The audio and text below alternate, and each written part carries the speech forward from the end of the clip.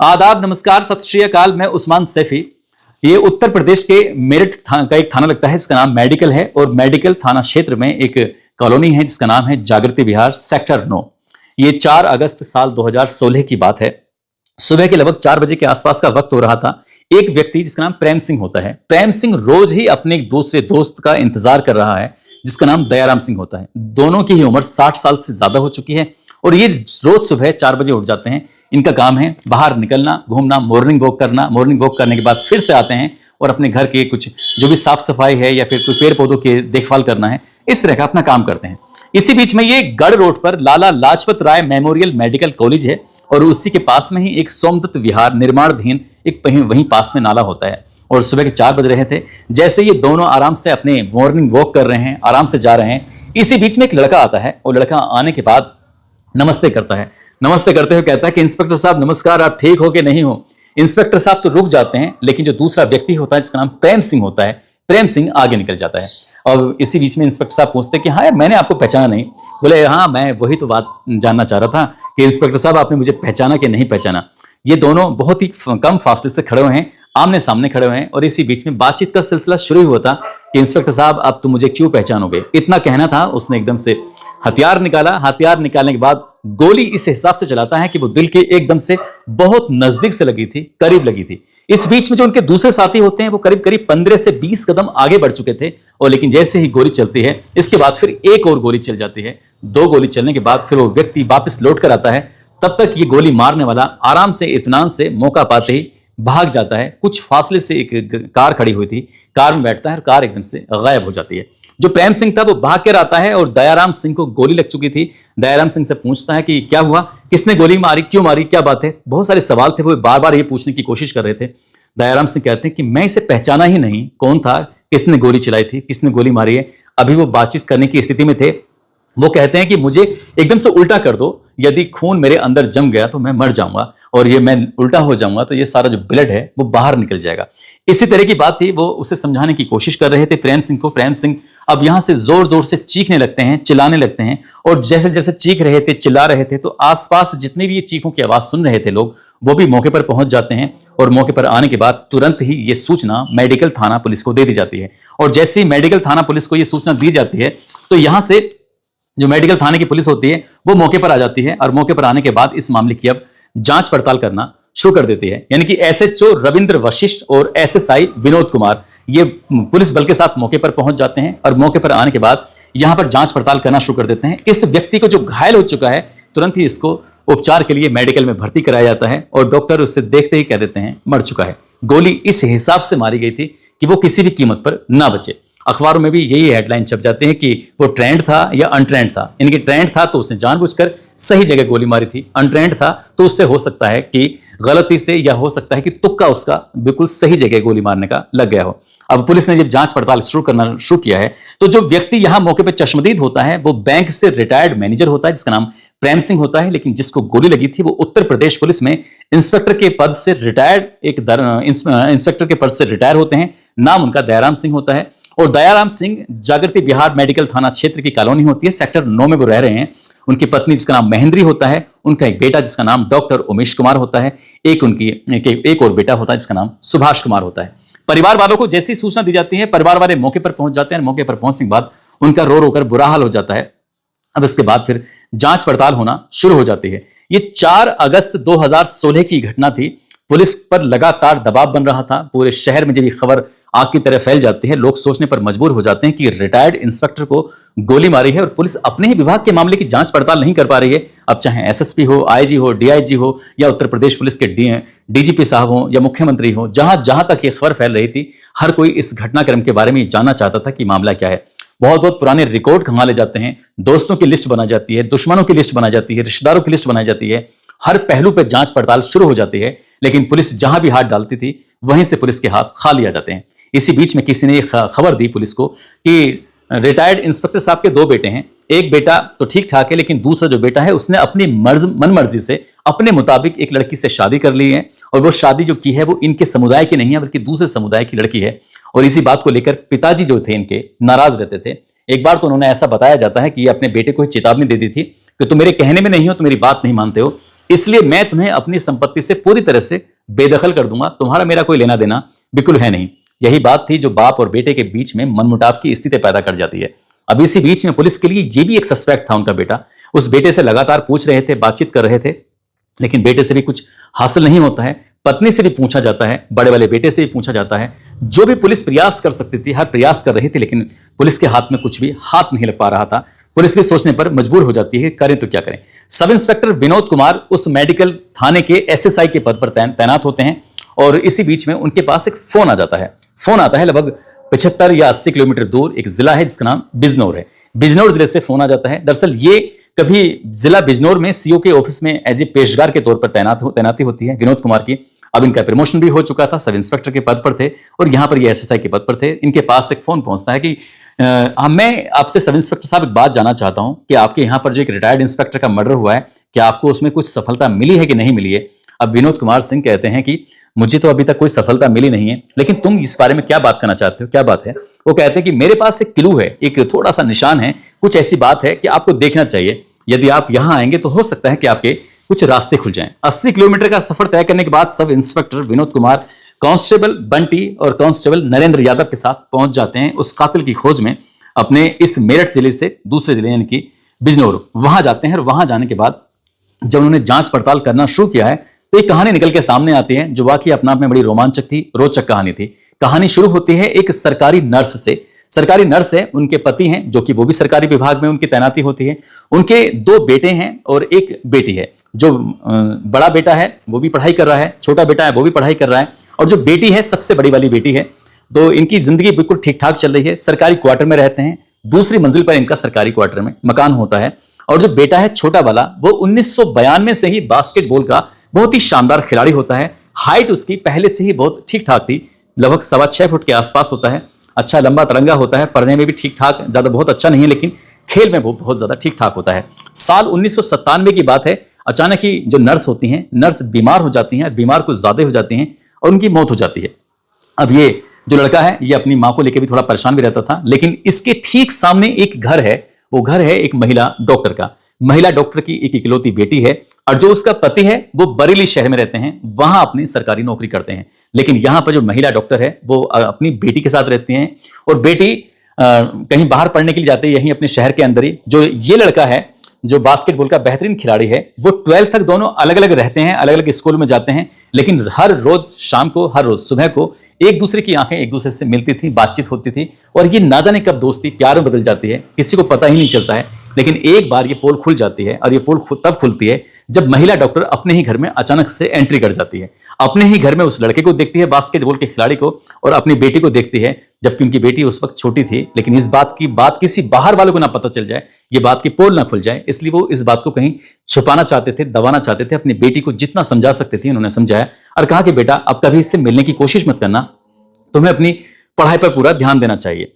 ऐसे ही सब कुछ चल रहा था, लेकिन मां को तो नौकरी करने जाना होता था, घर में बेटी अकेली होती थी। उधर जो लड़का है वो भी अकेला होता था क्योंकि उसकी जो मां है वो तो मर चुकी है साल 1997 में। पिताजी हैं वो भी सरकारी नौकरी पर हैं और जब भी मौका मिलता था, बहन नहीं होती थी या भाई नहीं होता था, तब उन्हें मिलने का एक बेहतरीन शानदार अवसर मिल जाया करता था। और ऐसे ही करते करते 12th के बाद में जब ये बीए में एडमिशन लेते हैं वर्धमान कॉलेज में, तो इत्तेफाक ये होता है कि वर्धमान कॉलेज में एक साथ ही इनका एडमिशन होता है, एक ही क्लास में बीए में इनका एडमिशन होता है। फिर ना कोई रोक थी ना टोक थी, अब घर में भी मिलना आसानी से हो जाया करता था, कॉलेज में भी मिलना आसानी से हो जाया करता था। और इन्होंने ये फैसला कर लिया, और फैसला करने से पहले इसी बीच में जो बड़ा भाई होता है, माँ की जो डेथ हो चुकी थी, तो माँ की डेथ की वजह से जो बड़े भाई होता है उसको अपनी माँ की जगह सरकारी नौकरी मिल जाती है। इसी बीच में जो लड़का होता है, बास्केटबॉल का खिलाड़ी जो होता है, उस लड़के ने क्या काम किया, 6 अक्टूबर साल 1999 को अपने ही घर के सामने रहने वाली महिला डॉक्टर की इस बेटी से कहता है कि चलो ये हम लोग यहां से भाग चलते हैं, क्योंकि अगर हम लोग यहां पर रहेंगे तो ये समाज, ये लोग हमें आपस में एक दूसरे से मिलने नहीं देंगे, बात नहीं करने देंगे। ये बात देखते ही वो लड़का उस लड़की को लेकर सीधा देहरादून पहुंच जाता है, और देहरादून जब जा रहा था तो अपने ही एक खास दोस्त से कहता है कि मैं तुझसे पल पल की खबर लेता रहूंगा, यहाँ क्या चल रहा है मुझे बताते रहना, कोई दिक्कत कोई परेशानी ना हो। क्योंकि घर में उसका एक भाई है, घर में उसकी बहन है, घर में उसके पिताजी हैं, साथ ही तीनों तो यहाँ हैं। वो उस लड़की को लेकर भाग जाता है, और जैसे महिला डॉक्टर की बात पता चलती है तो बरेली से वो अपने पति को बुलवाती है, और पति को बुलवाने के बाद नजदीकी पुलिस स्टेशन जाते हैं, और जाने के बाद कहते हैं कि साहब हमारे घर के सामने जो नर्स का घर है ना, नर्स का बेटा ही मेरी बेटी को यहां से लेके गया है, आप उसे जितनी जल्दी हो सके बरामद करा लीजिए। जब ये यहां से जा रहे थे, या उस वक्त जो इनकी उम्र होती है, लड़के की जो उम्र होती है लगभग 20 साल के आसपास होती है, और लड़की की जो उम्र होती है वो 18 और 19 साल के आसपास होती है। लड़की जो होती है वो शादी के लिए पूरी तरह से बालिग थी, लेकिन जो लड़का होता है वो शादी के लिए बालिग नहीं था बल्कि नाबालिग था, क्योंकि शादी की उम्र लड़के की 21 साल उम्र कंप्लीट होना जरूरी है। इसी बीच में एक फोन पहुंचता है उसके दोस्त का देहरादून, और फोन पहुंचकर वो बताता है कि अरे सुनो, तुम्हारे पिताजी को तो पुलिस ने उठा लिया है, रात भर हवालात में रखा, कितनी ज्यादा उनकी इंसल्ट की गई, कितनी ज्यादा बेइज्जती की गई, तुम्हारे पापा का लोग कितना मान सम्मान करते हैं, तुम्हारे पापा उस थाने में बैठे हुए रो रहे थे, मैंने खुद अपनी आंखों से देखा। असल में वहां पास में ही एक सिविल लाइंस चौकी है, और सिविल लाइंस चौकी के अंदर ही दरोगा हैं दयाराम सिंह, जिनकी पोस्टिंग होती है। दयाराम सिंह ने ही उनको उठवाया था और कहा था कि अपने बेटे को जितनी जल्दी हो सके बुलवा लीजिए, अगर नहीं बुलवाओगे तो तुम्हें जेल भेज दूंगा, बेटी को जेल भेज दूंगा, तुम्हारे बेटे को जेल भेज दूंगा। तमाम तरह की बात की जाती है। रात भर उन्हें कुछ ना कुछ उल्टा सीधा कहा जाता है, सुना जाता है। ऐसा भी बताया जाता है कि बहुत सारे लोगों के बीच में जब उन्हें लेके जा रहे थे तो लात मारी गई थी, और लात मारने की खबर दोस्त के माध्यम से दोस्त को पहुंच जाती है जो गर्लफ्रेंड को लेकर गया हुआ था। उसे जैसे ये बात पता चलती है तो वो 9 अक्टूबर 1999 को अपनी ही गर्लफ्रेंड को लेकर वापस आ जाता है, सीधा थाने पहुंच जाता है। थाने पहुंचने के बाद कहता है कि देखो, तुम जो यहां मेरे पिताजी के साथ इस तरह के व्यवहार कर रहे थे, ये रही लड़की, रखो इसे, लेकिन मेरे पिताजी के साथ आप ऐसा व्यवहार नहीं कर सकते। इसी बीच में यह भी बताया जाता है कि दयाराम सिंह ने इस मामले को रफा दफा करने के लिए उस वक्त 5,000 रुपए की रिश्वत भी ली थी, रिश्वत भी ली, और उसके बाद उनके साथ अभद्र व्यवहार भी किया। ये बात कहीं ना कहीं उस लड़के को बहुत नागवार गुजर रही थी, परेशानी पैदा कर रही थी, और पिताजी को लेकर वो सीधा अपने घर चलाता है। क्यों मुकदमा इसमें नहीं लिखा गया, इसके पीछे की वजह यह बताई जाती है, लड़की बालिग होती है और लड़का नाबालिग था। अगर ये लड़की के बयान कोर्ट में होते और कोर्ट में ये बयान लड़की दे देती कि मुझे तो लड़के के साथ ही रहना है, तो यहां लड़का दोषी नहीं माना जाता बल्कि लड़की के फैमिली वाले दोषी माने जाते, क्योंकि लड़की बालिग हो चुकी थी। इसलिए इस मामले को यहीं रफा दफा कर दिया गया था और 5,000 रुपए की रिश्वत ले ली थी। अब ये 1999 में तो गुजर जाता है, वो लड़का भी उस लड़की का इंतजार में था, क्योंकि लड़की अब वो यहां नहीं रहती थी। बिजनौर छोड़कर वो हमेशा हमेशा के लिए बरेली में जाकर शिफ्ट हो जाते हैं। लड़की का अब उनसे साथ छूट जाता है। वो लड़का उस लड़की का इंतजार कर रहा था कि कब वापस लौट कर आएगी, कब उसके साथ जिंदगी जिएगा, क्योंकि वो इंतजार कर रहा था उसके अपनी उम्र का, यानी कि 21 साल कंप्लीट होने का। लड़की की एज तो कंप्लीट हो ही चुकी थी। भाई है वो अपनी मां की जगह नौकरी पर लग जाता है, और साल 2001 ऐसा उनकी जिंदगी में आता है, इस साल 2001 की उसने कभी भी कल्पना नहीं की थी। साल 2001 में उसके भाई की शादी भी हो जाती है। भाई की शादी होती है, शादी के बाद भाई बहुत ज्यादा अचानक ही बीमार रहने लगता है। इतना बीमार रहता है कि अप्रैल 2001 का वो महीना था, भाई की अचानक से मौत हो जाती है। इधर भाई की मौत होती है, और जो भाभी थी, नई नई शादी हुई थी, वो ज्यादा दिन तक यहाँ ससुराल में रुकते नहीं है, वो छोड़ छाड़ के सब कुछ अपने मायके में आकर शिफ्ट हो जाती हैं। और इसी बीच में जो ये लड़का है, क्योंकि अपनी ही गर्लफ्रेंड की याद में हमेशा याद में रहता था, साथ ही जो पिताजी के साथ उस रात बेइज्जती हुई थी, वो पिताजी हमेशा महसूस करा दिया करते थे। क्यों, कभी कभी वो उठकर अचानक से बैठे हो जाया करते थे और उनकी आंखों में आंसू आ जाया करते थे। उस रात को वो याद करते थे, तो बेटा अपने पिताजी के पास बैठकर उनसे कहता था कि पिताजी आप इतना परेशान क्यों होते हो। पिताजी कहते थे कोई बात नहीं बेटा, बस यूं ही मुझे अचानक से वो बात याद आ जाती है, और जब याद आती है तो बस थोड़ी तकलीफ होती है, लेकिन तुम बिल्कुल भी परेशान मत होना, तुम मेरे बहुत प्यारे से, मेरे बहुत अच्छे से बेटे हो। ये बाप बेटे अपने को एक दूसरे के बीच में इतनी शानदार अंडरस्टैंडिंग थी, जिसका कोई हद नहीं, जिसका कोई जवाब नहीं। बेटा बड़ा वाला खत्म हो चुका था, पर जो उसकी बहू थी वो वापस जा चुकी थी। अब घर में 3 सदस्य हैं, बाप है, बेटा है और एक बेटी है। साल 2001 की ही चल रहा था। इसमें एक और बड़ी घटना हो जाती है, और बड़ी घटना यह होती है, इस लड़के का बहुत ही खास दोस्त होता है जो कि शराब का काम करता है, और उसी के साथ काम वो एक और टीम के साथ काम करता था, और वो सबके सब थे एक तरह से बहुत अच्छे माफिया, शराब के माफिया थे। एक का नाम सोनू होता है, एक का नाम गजवीर होता है, एक का नाम नरदेव होता है। ये गजवीर, नरदेव और सोनू ने, इन्होंने मिलकर इसके दोस्त की हत्या का पूरी तरह से प्लान बना लिया। और जब हत्या का प्लान बना लिया था, तभी दोस्त ने इस लड़के से कहा कि देख मेरे दोस्त, मेरी कभी भी हत्या हो सकती है, मैं भी कभी भी मारा जा सकता हूं, इसलिए मैं करूं तो क्या करूं। क्योंकि ये अपनी उस गर्लफ्रेंड की वजह से, पिताजी की परेशानी की वजह से, मां के जाने की वजह से बहुत ज्यादा विद्रोही टाइप का हो चुका था। इसके अंदर का गुस्सा बहुत ज्यादा, हर वक्त 24 घंटे दिमाग में ही वो जो इंस्पेक्टर था, सब इंस्पेक्टर, यानी कि वो घूमता रहता था कि मेरे पिता की उसने इतनी बेइज्जती की है। तभी वो अपने दोस्त को पकड़ता, कहता कि चिंता मत करो, आज चलो चलते हैं, उनका हिसाब किताब करते हैं। यहां से सीधे पहुंचते हैं सोनू, गजवीर, नरदेव, उनकी गोलियां मार के हत्या कर देते हैं। नरदेव को सबसे ज्यादा गोलियां मारी जाती हैं, 10 गोलियां मारी जाती हैं, और बाकी गजवीर और सोनू को 5-5 और 6-6 गोलियां मारी जाती हैं। और दिन दहाड़े ये मर्डर होता है, पूरे इलाके में सनसनी फैल जाती है। लोग सोचने पर मजबूर हो जाते हैं कि ये ऐसा कैसे हुआ। फिर पुलिस ने इस मामले की जांच पड़ताल की, और जांच पड़ताल करने के बाद इन दोनों दोस्तों को तो पुलिस ने हिरासत में लिया ही लिया, लेकिन एक और दोस्त था इनका, उसने भी साथ दिया था। तीनों को गिरफ्तार किया, और गिरफ्तार करने के बाद इनको जेल में डाल दिया। और जैसे ही इनको जेल में डाला जाता है, ये 2001 की ही बात है, ये जेल में चला जाता है। इधर वक्त धीरे धीरे आगे बढ़ रहा था, लेकिन इसने अपनी पढ़ाई नहीं छोड़ी। जेल में भी रहा तो पढ़ाई करता रहा, और उसने जो आगे की पढ़ाई थी उधर जो कई एक दो दरोगा और एक दो सिपाही उसको हथकड़ी डाल के लेके आया करते थे, उसका एग्जाम दिलवाया करते थे, और ऐसे ही आना जाना सब चलता रहता था। और जो पिताजी हैं, पिताजी अपनी जगह वहीं रहते हैं। इसी बीच में बहन की शादी हो जाती है, और ये साल था साल 2004। साल 2004 में बहन की शादी हो जाती है, और वो लड़का था उसको जेल से जमानत मिल जाती है। और जैसे जेल से जमानत मिलती है तो अपने पिताजी के पास आता है। इसी बीच में पता चलता है कि बहन तो पराई हो चुकी है, वो यहां से जा चुकी है। अब यहां से बहन ने परिवार वालों से ज्यादा मतलब नहीं रखने की कोशिश की, चाहे तो भाई वजह हो या कुछ और वजह हो सकती है, लेकिन परिवार से वो मतलब नहीं रखते थे। अब यहाँ बाप और बेटे दोनों ही साथ रहते थे। बाप अपने बेटे के लिए वो क्या काम नहीं करता था, कपड़े धोने से लेकर, जबकि वो लगातार बुजुर्ग भी हो रहे थे।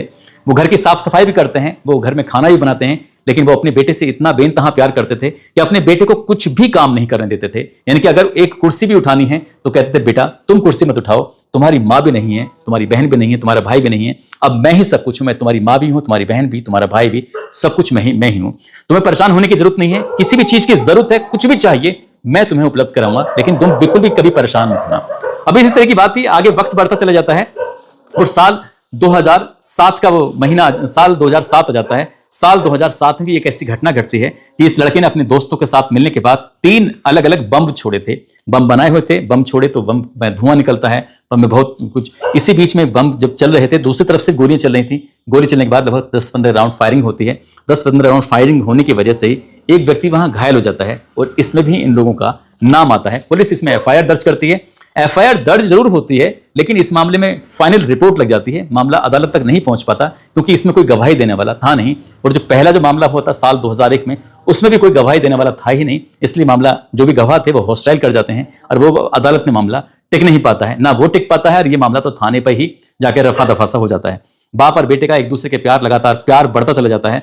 इसी बीच में बाप ने अपने बेटे से कई बार कहा कि बेटा तुम शादी क्यों नहीं कर लेते, अपनी नई जिंदगी की शुरुआत क्यों नहीं कर लेते, क्यों उस लड़की के चक्कर में अपनी जिंदगी खराब कर रहे हो, कब तक उससे इंतजार करोगे। तब पता किया जाता है कि जिस लड़की के लिए वो इतना परेशान था, जिस लड़की को लेकर देहरादून चला गया था, उस लड़की की तो शादी हो जाती है, उसको बच्चे हो जाते हैं, वो अपनी जिंदगी में मशगूल हो जाती है। उसने वो रास्ते पूरी तरह से बंद कर लिए थे, वापसी का कोई दौर नहीं था, कोई और नहीं था। इसी बीच में उस लड़के की एक जगह शादी की बात शुरू हो जाती है, और जैसे ही शादी की बात चलती है तो लगभग 4 महीने तक ये शादी का मामला चल रहा था। लेकिन 4 महीने के बाद ही अचानक से रिश्ता टूट जाता है, खत्म हो जाता है। या तो लड़की वालों ने रिश्ता खत्म किया, लड़के वालों ने रिश्ता खत्म किया। इसके पीछे की क्या वजह थी ये तो क्लियर नहीं हो पाता। लेकिन एक तारीख आती है 21 नवंबर 2015। 21 नवंबर 2015 को उस लड़के के पिताजी की भी डेथ हो जाती है। वो तब थे 73 साल के आसपास के, उनकी मौत हो जाती है। अब ये लड़का बिल्कुल पूरी तरह से अकेला पड़ जाता है।